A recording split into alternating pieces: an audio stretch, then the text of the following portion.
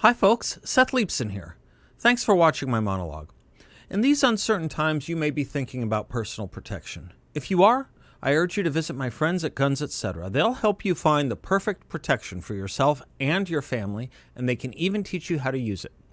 They've been protecting Arizonans for over 33 years, and they stand for the great principles this country was founded upon. Or you can just click on gunsetcetera.com. And if you like my monologues, please subscribe to 960 The Patriots YouTube channel. Welcome back and happy November 13th, 2020. The new call from everyone, it seems, is unity. Time to unite, time to end the division. Oh, okay. After 4 years of not my president and illegitimate president from Hillary Clinton and Jimmy Carter and impeachment and a bloodlust for this president, say the joy or laugh taken in depicting his death or ill health, from Kathy Griffith Shaw Penn to a Shakespeare in the Park play to others. It's been with us for a long time now, it seems. Trump is not alone. It was done in a movie to George W. Bush when he was president, too. We've seen tweets from former Hillary Clinton spokespeople saying they wished him Trump dead. We've had professors proclaiming, though they were atheists, they took it as a sign from God whenever the president was sick. Unity, time to unite, end division. That call only comes when the left is on the cusp of power. Nothing to protest anymore, nothing to disagree with anymore. Come on now, we aren't supposed to be enemies, but Americans. Where was that over the past 4 years, by the way? As I quoted Hillary Clinton, quote, "You cannot be civil with a political party that wants to destroy what you stand for, what you care about. That's why I believe if we are fortunate enough to win back the House and or the Senate, that's when civility can start again," close quote. By the way, notice the Republican Party wants to destroy what the Democrats stood or stand for. Not oppose. To Hillary Clinton, it's that we want to destroy. But now, thinking they have the White House, anyone not on board is being recalcitrant, obstructive, disunifying. Oppose Obamacare? Joe Biden this week said that is the view of, quote, far-right ideologues, close quote.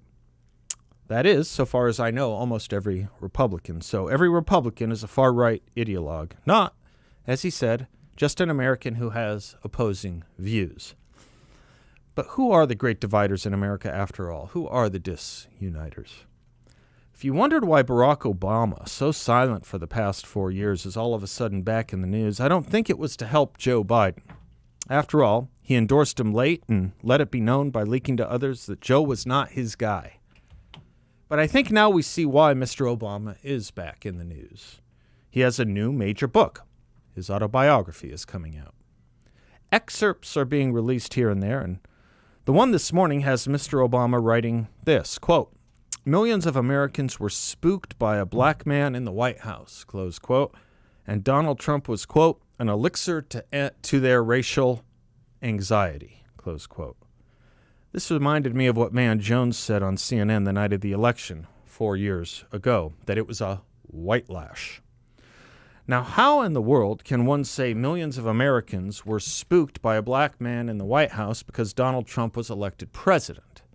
I don't actually recall a black person as an option for the presidency in 2016, unless one looked to the primaries where Ben Carson ran for the presidency. But that was in the Republican Party, not the Democratic Party. And Donald Trump put him in his cabinet.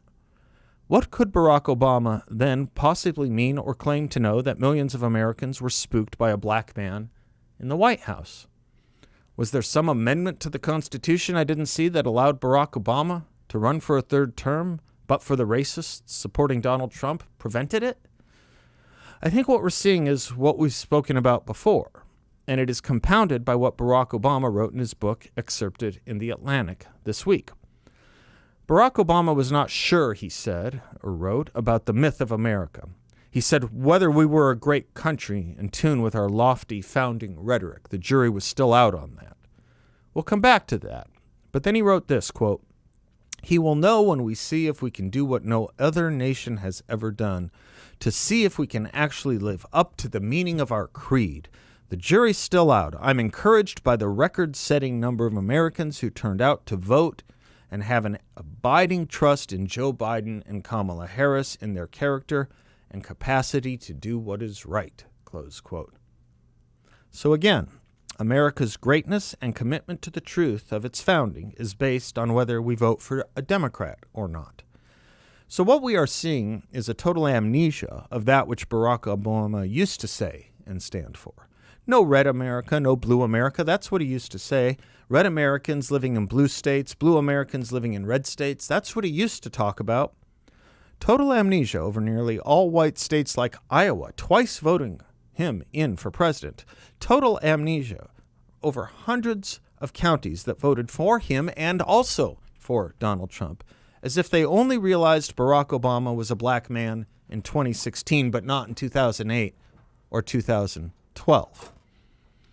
And of course, the real kick in the philosophical teeth, that the only way to show your commitment to our founding and non-racist principles is to vote Democrat. Joe Biden already showed us he believed that when he said, "If you don't vote for me, you ain't black." I had not thought Barack Obama believed it too. Not at least in a way he was willing to say, as he now does in his new autobiography. This is frightening stuff to me. The notion that skin color determines thought. There have been regimes in our history that were based on that, and I thought their philosophical justifications were put to permanent rest at Nuremberg. I was wrong. Thus, evidently, Ben Carson and Tim Scott and Larry Elder and Candace Owens and millions of other black Americans who vote Republican or supported Donald Trump are either racist or, quote-unquote, not black, as are 73 million other Americans who are either racist or disconnected from and non-believers in the rhetoric and promises of our founding because they voted for Donald Trump. Unless you vote for the Democrat, you are a racist or anti-American. But unite, we are told, after all, for we are all Americans, Joe Biden tells us. It doesn't parse and it doesn't wash. This is the most hypercharged form of enforced political consent I have ever seen. Vote Republican, you hate America, or you hate black people. I don't know what you say or do about the Democrat running for Senate in Georgia against Kelly Loeffler. His name is Raphael Warnock.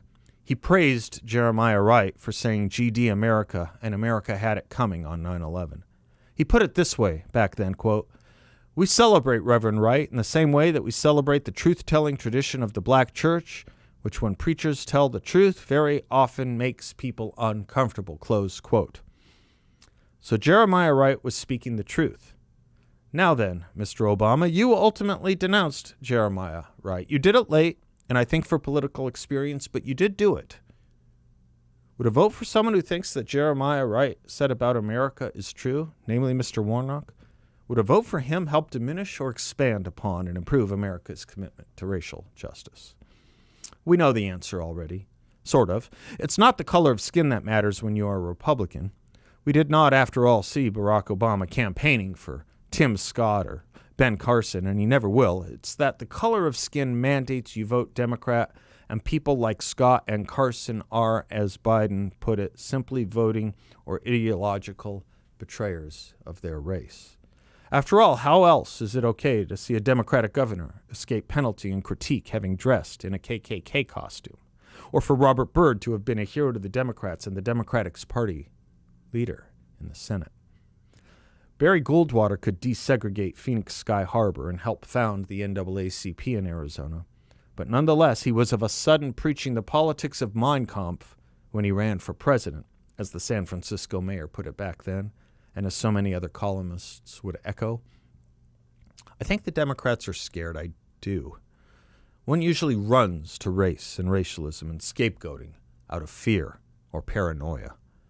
The idea that Republicans are the enemies of equal rights and civil rights was always a myth, but it was and has been used to a fairly well by the left. Let's go back to the 1964 landmark Civil Rights Act, shall we? The United States Senate had 65 Democrats and 33 Republicans that year, 65-33. The legislation passed 73-27. 27 Republicans voted for it, 21 Democrats voted against it. That is to say, 82% of the Republicans voted for it. By contrast, 70% of the Democrats did. Put it another way, 18% of the Republicans voted against it, 32% of the Democrats voted against it. A higher percentage of Republicans than Democrats voted for the Civil Rights Act that Martin Luther King put all his energy toward, and a higher percentage of Democrats than Republicans voted against the Civil Rights Act that Martin Luther King put all his energy toward. Now let's talk heroes or anti-heroes. Some of the Democrats who voted against that Civil Rights Act were Sam Ervin, the star of the Watergate hearings, J. William Fulbright. His name is on an awful lot of student loans, and he was a mentor to Bill Clinton. Robert Byrd, the constitutional authority of the Senate and the majority leader. Albert Gore, father of the former vice president. But of course, we Republicans, and voting for we Republicans, is to actively not live up to the meaning of our creed, according to what Barack Obama writes in his autobiography. Having invoked America's creed, I often wonder if Barack Obama actually knows it. There is one, after all, and it reads this way, quote, "I believe in the United States of America as a government of the people, by the people, for the people, whose just powers are derived from the consent of the governed. A democracy in a republic, a sovereign nation of many sovereign states, a perfect union, one and inseparable, established upon those principles of freedom, equality, justice, and humanity for which American patriots sacrificed their lives and fortunes. I therefore believe it is my duty to my country to love it, to support its Constitution, to obey its laws, to respect its flag, and to defend it against all enemies." Close quote. That's the American creed. That first sentence comes from a Republican president. The second clause is from the Declaration of Independence. The notion of a perfect union from our Constitution. Nothing in it says or appends it to say, if you vote Democrat, or if you don't vote Republican. So maybe, just maybe, with all these claims to unity and requests for peace, calm, and all of us getting along, Joe Biden and Barack Obama and their minions ought to take a beat to stop berating half the country that doesn't agree with them on policy and quit lecturing us about who the racists are. To remind, 26% of non-white voters cast their ballots for President Trump, a 25% increase from 2016, which means Trump's support from the Black and Latino community has gotten stronger, despite the nonstop cries of racism by virtually every mainstream media outlet. As National Review reported, Trump doubled support with black women, dramatically increased support with black men by 20%, from 13% in 2016 to 18% in 2020. In the Midwest, 1 in 3 black men voted for Donald Trump. The race game is old. It's ugly, and it's truly the most divisive thing in America, and I would have thought it was over a long time ago. But why let a good war go to waste? Thing is, it's not we Republicans who want this race war. We say, with what the left used to say in simpler times, we don't want your war. We were at peace on it long before you. I'm Seth Leibson. We'll be right back.